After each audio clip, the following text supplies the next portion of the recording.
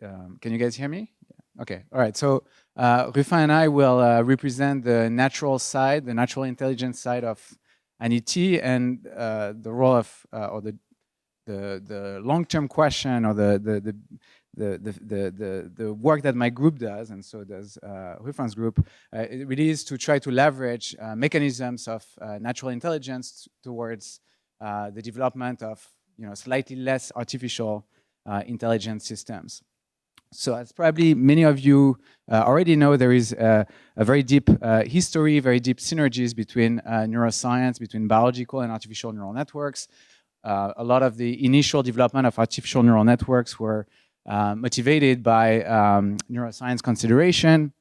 And I think for neuroscientists, this is really an incredible moment in time, because for the first time we have computational models that are not just toy models, but they are really starting to compete with our own visual system.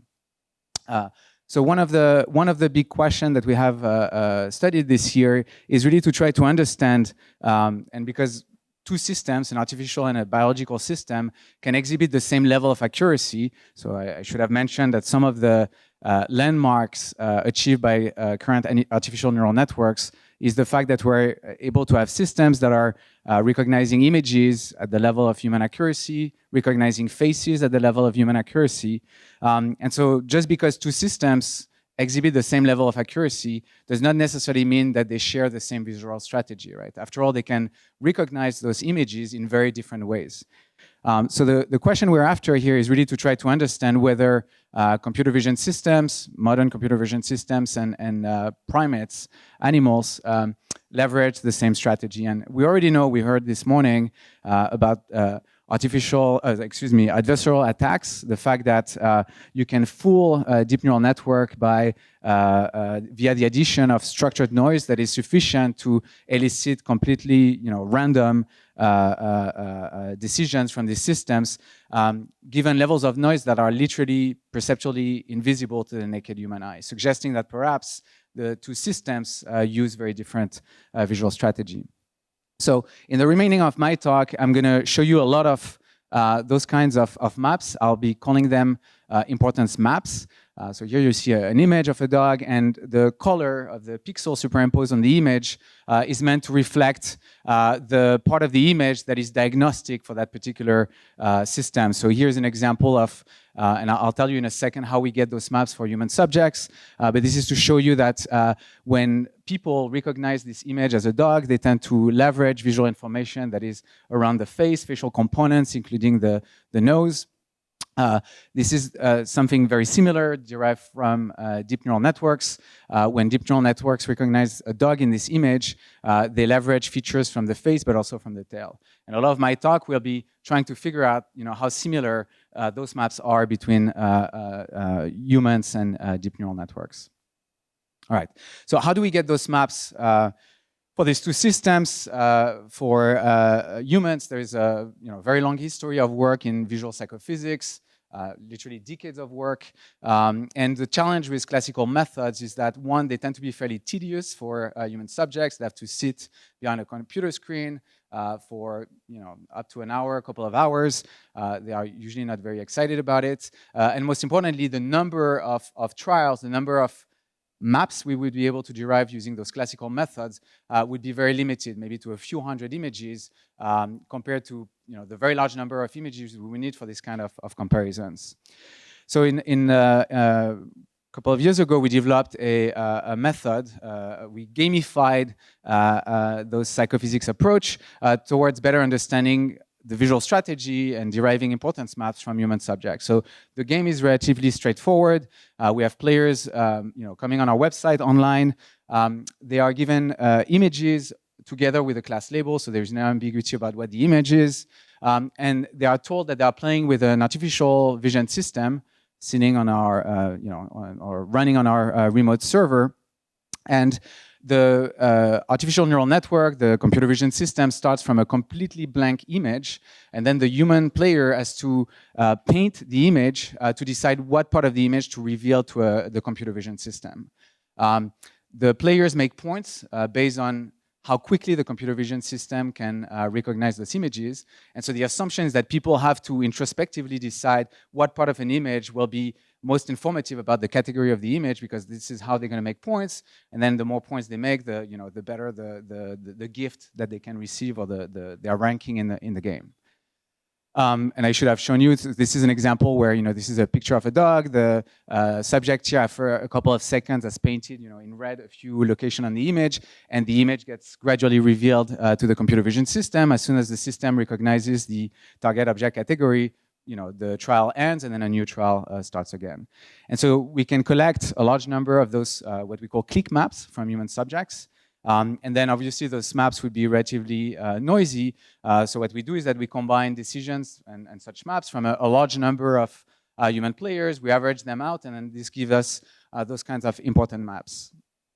So you see example, I know that this is a little dark, but you see that, for instance, to recognize a bullhorn, people tend to select the horn of the bull, of the bullhorn. They tend to select facial components for animal categories. For cars, they tend to select, things like wheels or the front grille of the car, etc., etc. So I'm going to go very quickly. This is all published, but using this gamification, we're able to run, over many, many months. And I should point out that we had paused the game, but we are about to restart it. Within the first 6 months we had run the game, we were able to get data from well over 1,000 people. We were able to collect those maps for 200,000 images and up to 500,000 of those click me maps. I'm going to spare you the details, but we were able to extensively validate the approach. We showed that there was a high level of consistency across participants, suggesting that they don't randomly guess. There is really a strategy that they follow.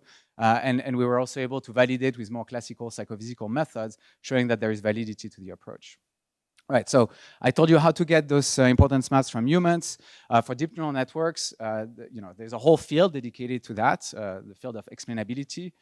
We have some of the world experts here within ANITI, represented by the DL team. There's even a toolbox that was released by the DL team, and so we have a zoo of methods we could have used. Here we used one of the simplest methods used in explainability. This is an example of attribution methods, and so we use a standard saliency method. If you've never heard about saliency methods, essentially they aim to estimate the gradient of a neural network based on some input image. The assumption is that the gradient tells us something about how diagnostic, how important any given pixel in image is for the system to achieve this particular classification. So here you see representative images, you see the click me maps, importance maps we derive from human subjects, and then you see the saliency or importance maps derived from representative neural network architectures. Again, I'll go very briefly, just I guess it's pretty obvious that there is already, just by visual inspection, very significant differences between, those maps in the second column here and any of those maps. In particular, you see that the neural networks tend to leverage information which actually falls outside of the main object in the image, and they leverage quite extensively the context, and I'll get back to that. All right, so just to show you, so here's a 2D plot where and I'll show you several versions of this plot. On the x-axis is the image classification accuracy of the systems. On the y-axis is essentially a similarity measure we derive, whereby we look at the similarity between importance maps for individual deep neural networks compared to those derived from human subjects. And then we do that over thousands and thousands of images, and then average those scores out, and that gives us a score, which we call a feature alignment score. This is normalized according to the total variance explainable in our human data. The only thing you really have to understand is that a score of 0 would mean there is no similarity, no correlation between the strategy used by the deep neural networks and that used by human observers. At the other extreme, a score of 1 would mean that there is perfect alignment. The neural networks follow the exact same strategy as that used by deep neural networks. So every one of those dots here represents a particular neural network architecture, in this case, a convolutional neural network. There has been many years of kind of improving the accuracy of these neural networks. You see that on ImageNet, chance would be 1 out of 1,000. They are doing really, really well. The state of the art is at well over 80%. But if you look on the y-axis, which is the top scoring systems in terms of their alignment with human features, we're essentially leveling off at about 30% of the explainable variance. So This is not great, and most importantly, you see that there is almost a negative correlation between the latest and greatest accuracy achievers and their alignment with human strategies, suggesting that as these deep neural networks are getting better and better at recognizing images, they are getting less and less similar to humans in the way that humans make those category decisions. If there are aficionados here in the audience, the latest and greatest in computer visions and natural language processing are the transformer networks. They do even better than convolutional neural network. In fact, you see that they are pushing the envelope in terms of accuracy, but they're still, in fact, they're getting worse in terms of matching and aligning with human visual strategies. Okay, so we know that just training on ImageNet leads to architecture that are not leveraging a strategy that looks like the strategy used by humans, but there could be a number of reasons for this to happen, right? It could be due to the fact that the neural networks rely on different computations than those used by human observers, or it could be a byproduct of the data set used to train them, and the fact that babies don't learn from static IID samples, but they really learn using a variety of cues. They use motion cues, they use texture cues, they use stereo cues, so on and so forth. And so it could well be that this divergence between artificial and natural systems does not necessarily reflect a key distinction in terms of computations, but rather just the biases that are inherent to these data sets. Okay, so the question is, can we co-train deep neural network, not just for image classification, but also to leverage a human-like strategy? And I don't have time to go through the details, but we came up with a way to do this. It's a very complex optimization problem where we simultaneously optimize for classification accuracy, in addition to forcing the saliency maps of those deep neural networks to line up with those derived from humans. And if you do this, very good, interesting things happen. So every one of these yellow dots here correspond to what we call an harmonized version of one of those representative blue dots. So what you see that when we co-train artificial neural network with human data, we find that the improvements are very significant in terms of how they align to the human strategy, which essentially only shows you that our optimization works, right? Because this is almost by construction. But more interestingly, with the exception of this efficient net, you see that the errors here tend to be tilted to the right, suggesting that it's possible to jointly get this neural network to look more human-like and at the same time exhibit greater accuracy in terms of their image categorization ability. Just to show you, these are, back to my initial image, those are representative images, the click me maps, those are representative neural network architecture, and this is what happened when you take one of those neural network, the VIT, which is a transformer, and we just harmonize it. And you see that suddenly the transformer network is able to really pick on visual features that really look and line up with those used by humans. We ran a number of controls, trying all kinds of things to see if we could just get similar improvements in terms of alignment with the human strategy, using an array of things, like using bigger data sets, using methods for adversarial training, self-supervision. I'll just flash those and just say that none of them achieve the same level of improvement as we were able to achieve. Finally, we think that there is an exciting possibility offered by this co-training.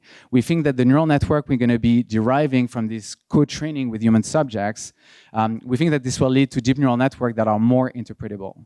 And I wish I would have more time to get into the weeds, but what we are showing you here is the output of a new method for explainability developed by a student in the Serre, Thomas Fell, who has developed a method that goes beyond the attribution methods, where here you could see hotspots corresponding to image locations that are important for neural networks. But in addition to telling you where are the interesting and important pixels, Thomas's method allows you to essentially visualize the concepts that are used by the deep neural networks. The method is called Craft. This is about to be submitted, but the interesting thing here is that we find, and this is still very preliminary, but our initial analysis suggests that when you take a non-harmonized standard deep neural network, the network tends to leverage and use a lot of shortcuts that are present, statistical shortcuts that are present in those data sets. For instance, here to recognize a chainsaw, you see that the neural network recognizes,